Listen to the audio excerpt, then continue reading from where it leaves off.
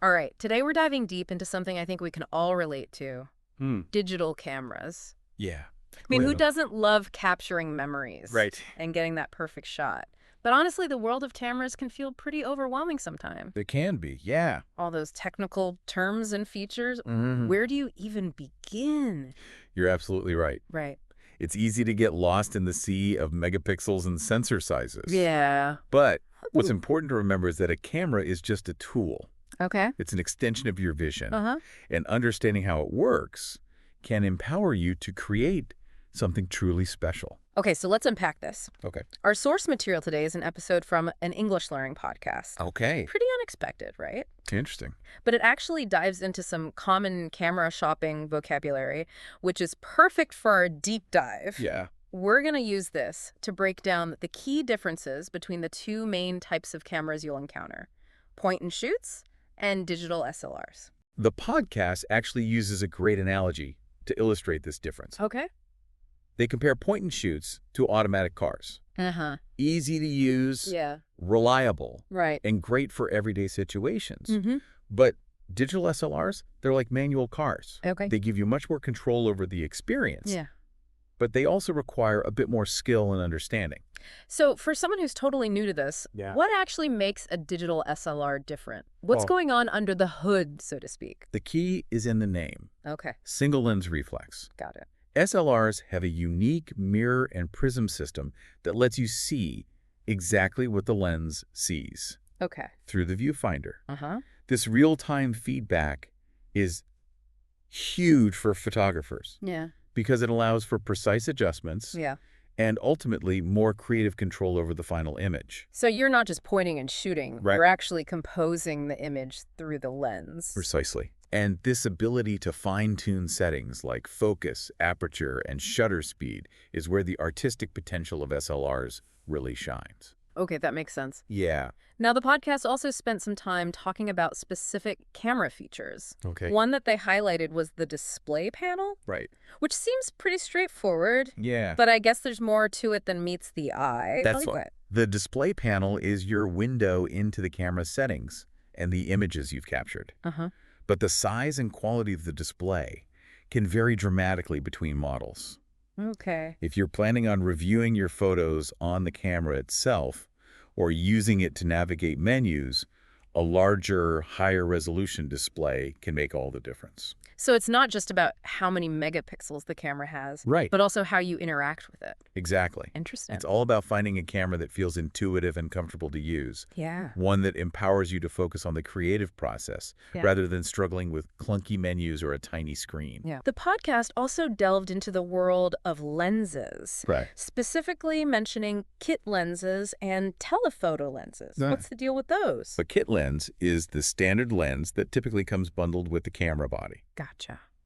It's a versatile option for everyday photography, offering a decent zoom range and good image quality. Okay. But if you're looking to capture distant subjects with incredible detail, Yeah. a telephoto lens is your best bet. Those are the ones you see photographers using at sporting events or for wildlife photography, right? Exactly. Mm-hmm. They allow you to get up close and personal with your subject without physically being close. Yeah. But this brings up an interesting point. Oh. The power of a telephoto lens also comes with a certain level of responsibility. Okay, I see where you're going with this. Yeah. Just because you can zoom in on someone from afar Right. doesn't necessarily mean you should. Precisely. Right. It's important to be mindful of ethical considerations when using such powerful tools. That's a good reminder that photography isn't just about the technical aspects, but also about the choices we make as photographers and the stories we choose to tell. Absolutely. Yeah. Now, another feature mentioned in the podcast that can dramatically impact your photos is a polarizing filter. Okay. It might sound a bit technical, Yeah. but it's actually a simple concept with powerful results. They described it as something that affects how light enters the lens. Yes, It sounds almost like putting sunglasses on your camera. it does. Does that even make sense? That's actually a great way to think about it. Okay. A polarizing filter selectively blocks certain light waves, which helps reduce glare and reflections, especially from surfaces like water or glass.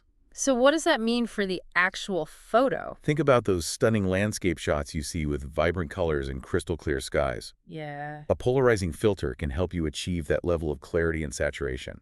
It's like adding that extra pop to your images, making the colors seem more intense and the details more defined. Wow, I never knew a simple filter could do that. Yeah. I'm starting to see how each of these features, Mm-hmm. even the seemingly small ones, Right. can really contribute to the overall quality and style of your photographs. Exactly. Yeah. And we're just scratching the surface here. Wow. There's so much more to explore when it comes to the creative possibilities of digital cameras. Well, I'm definitely hooked. Good. This is way more fascinating than I initially thought. Okay. We've covered the basics of point-and-shoots and digital SLRs and some of the key features that set them apart. Right.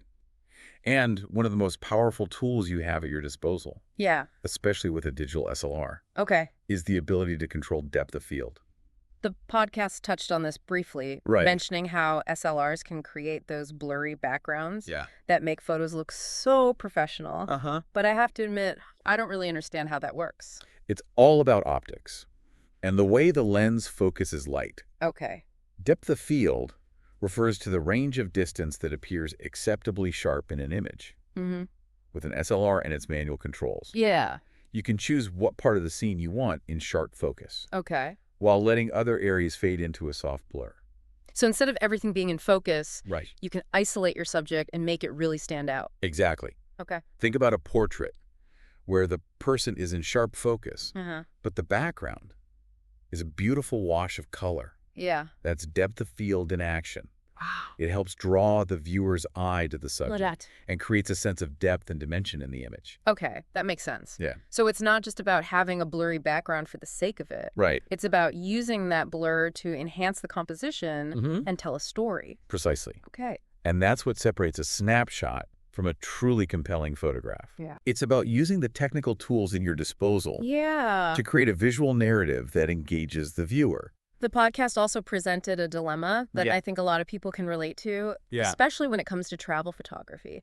They talked about the struggle between wanting the convenience of a point and shoot Right. and the high quality and creative control of a digital SLR. It's a classic trade-off. Yeah. Point and shoots are great for capturing memories effortlessly, Right? but they don't offer the same level of artistic flexibility as an SLR. Uh-huh. It really comes down to your priorities as a photographer. I know for me, when I'm traveling, Yeah.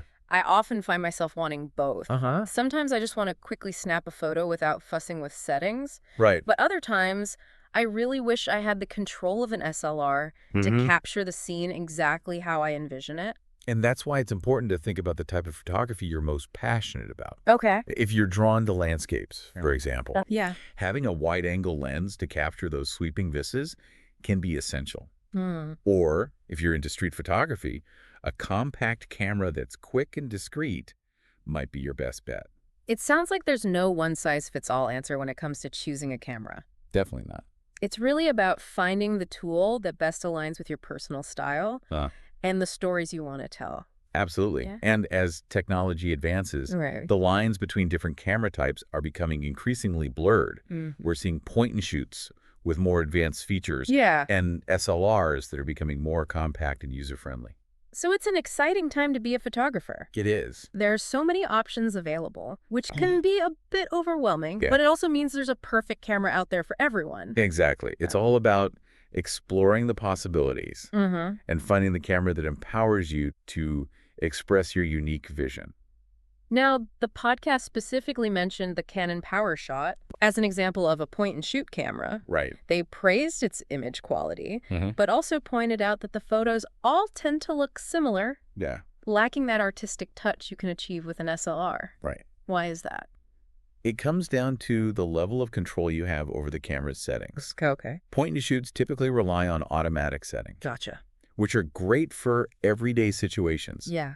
but don't allow for the same level of creative expression as an SLR. Mm-hmm. For example, you can capture a beautiful landscape with a point-and-shoot, Okay. but with an SLR and its depth of field control, Yeah. you can transform that same landscape into a breathtaking work of art Wow. by isolating certain elements Okay. and guiding the viewer's eye. So it's not just about the camera itself. It's about how you use it and the choices you make as a photographer. Exactly. That's actually pretty empowering. Yeah. Knowing that you don't need the best camera to take good photos. You don't. That's pretty cool. It means that even with a basic camera, you can still create stunning images if you understand the fundamentals of photography and how to use light, composition, and technical settings to your advantage. This deep dive has been eye-opening. Yes. We've gone from deciphering basic vocabulary to exploring the artistic potential of photography. And we haven't even talked about post-processing yet. Oh, right. The digital darkroom offers a whole other world of creative possibilities. Okay. I'm definitely going to need another deep dive to cover that. But for now, let's stick with what we've learned so far. One of the key takeaways from the podcast, and something I wholeheartedly agree with, is the importance of identifying your photographic passions. Okay. What are you most drawn to capturing? Is it landscapes, portraits, action shots? Once you know what excites you, you can start exploring the technical aspects that will help you achieve your vision. That's a great point. If someone is just starting out in photography, where do you recommend they go from here? Well, the best way to learn is by doing. Okay.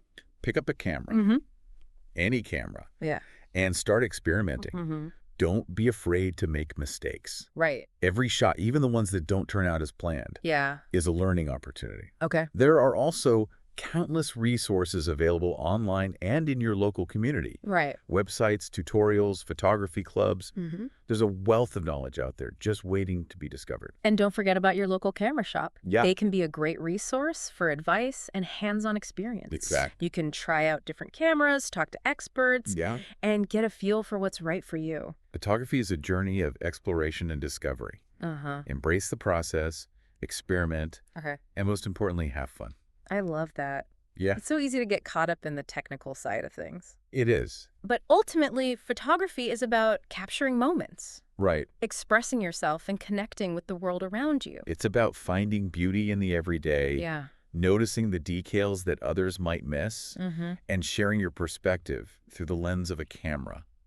So as we wrap up this deep dive, Yeah. what's the one piece of advice you would give to our listeners who's maybe feeling inspired to explore the world of photography, Right. but doesn't know where to start? I would say don't overthink it. Okay. You don't need the most expensive camera or the fanciest lenses to create something meaningful. Right. Start with what you have. Okay. Whether it's your phone camera or a simple point-and-shoot experiment, play around with different settings. Yeah. And most importantly, have fun. That's great advice. Yeah. And I think it ties back to what we were discussing earlier about finding your photographic passion. Right. Once you know what you love to shoot, Yeah. the technical aspects will start to fall into place. And remember, every photographer, even the most celebrated ones, started somewhere. Right. They all had to learn the basics, Yeah. make mistakes, Right. and develop their own unique style. So, to our listener, I hope this deep dive has given you a newfound appreciation for the art and craft of photography. We've explored the differences between camera types, delved into some key features, and hopefully sparked a bit of inspiration along the way. And remember, photography is a journey, not a destination. Embrace the process. Okay. Experiment, and never stop learning. Yeah. Who knows? You might just discover a hidden talent or a passion that brings you joy for years to come. And on that note, we'll wrap up our deep dive into the world of digital cameras. Right. Thanks for joining us. See you next time.